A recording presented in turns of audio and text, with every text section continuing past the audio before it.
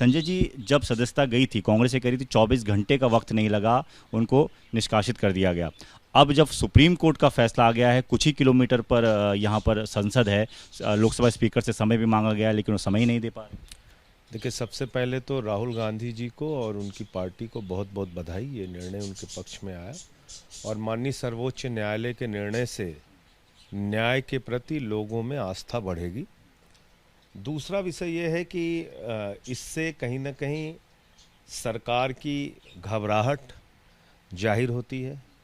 जब उनकी सदस्यता लेनी थी, उनको निष्कासित करना था संसद से, तो आपने 24 घंटे भी नहीं लगाया, वो भी गुजरात का निर्णय, और आपने 24 घंटे के अंदर उसको लागू कर दिया। जब सुप्रीम कोर्ट का निर्णय आ गया तो बिना कुछ कहे, मेरे ख्याल से उसमें आदेश की कॉपी मिलना चाहिए। आदेश की कॉपी मिल जाए तो उसके बाद स्पीकर महोदय को लेट करना ही नहीं चाहिए और उनको बहाल कर देना चाहिए सदस्यता। लेकिन मुझे लगता है कि जो अभी अविश्वास प्रस्ताव पे चर्चा होगी, मेरे ख्याल से नरेंद्र मोदी जी और उनकी पार्टी नहीं चाहती होगी कि अविश्वास प्रस्ताव पे राहुल गांधी जी बोले। दूसरी चीज़ ये है कि क्योंकि ऑर्डिनेंस को लेकर जो बिल लोकसभा में पास किया गया और राज्यसभा में भी अब सोमवार को रखा जाना है, क्या आपको लगता है कि अगर राज्यसभा में भी उसका नहीं रोक पाए तो सुप्रीम कोर्ट से जिस तरीके से तो राहुल गांधी को राहत मिली, आपको मिले? सारे ऐसे बिल हैं जो संसद ने पास किया और गैर संवैधानिक था, तो न्यायालय ने उसको रोक दिया। दिल्ली के मामले में भी यही हो रहा है।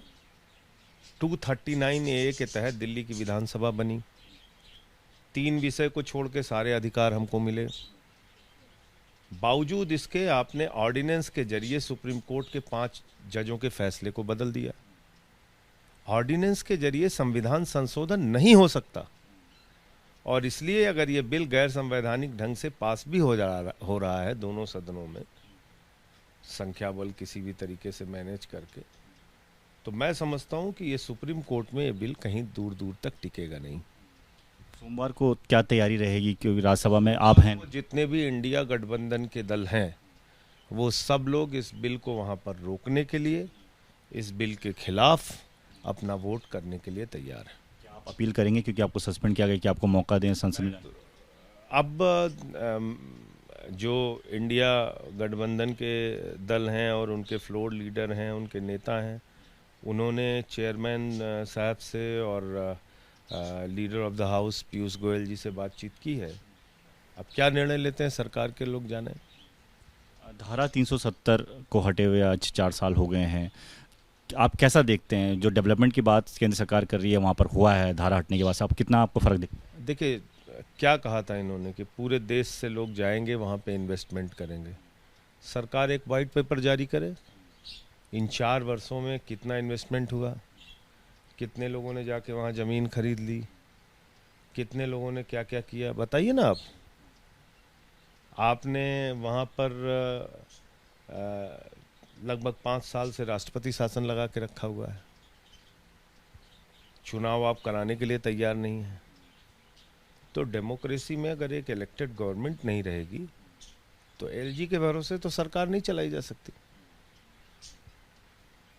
एक सवाल अमित शाह ने जो चर्चा के दौरान कहा था, बिल जब लाया जा रहा था, कि अरविंद केजरीवाल उनकी पार्टी गठबंधन का हिस्सा नहीं रहेंगे जब बिल पास हो जाएगा, इस पर क्या? नहीं, वो तो खैर ज्योतिषी भी हैं और महान ज्ञाता हैं। अब कहाँ से उनको ये जानकारी मिली है तो अमित शाह से ही पूछिए। हम तो इंडिया गठबंधन के हिस्सा हैं और दोनों मीटिंगों में, पटना और बेंगलोर दोनों मीटिंगों में अरविंद केजरीवाल जी गए थे। बिल्कुल। तो ये अपने मन से ऐसी बातें करना बिना सिर पैर की, भाजपाइयों की आदत है अफवाह फैलाने की। इनको तो मैं अफवाह कंपनी इसीलिए कहता हूँ।